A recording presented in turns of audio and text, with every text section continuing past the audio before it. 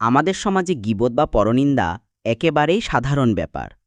মনোমালিন্য হলেই দেখা সাক্ষাৎ বন্ধ, কটুকথা ছড়ানো শুরু হয়। অনেকেই ভাবে কারো ক্ষতি না করলে তো সমস্যা নেই, কিন্তু ইসলাম এভাবে শেখায় না।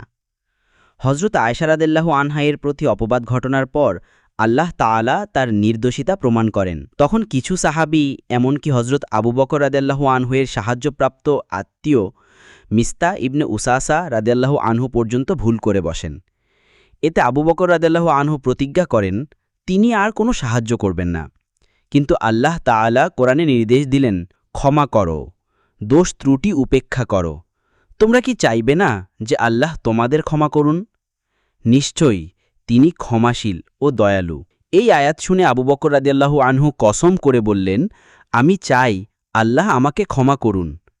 এরপর মিস্তাহ রাদিয়াল্লাহু আনহুকে আগের চেয়েও বেশি সাহায্য করতে থাকলেন। ফলে মুসলিম সমাজে জমে ওঠা তিক্ততা দূর হয়ে গেল।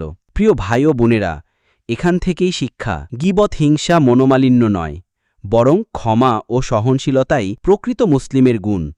আর আল্লাহের ওয়াদা, আমরা যদি অন্যকে ক্ষমা করি তবে আল্লাহও আমাদের ক্ষমা করবেন।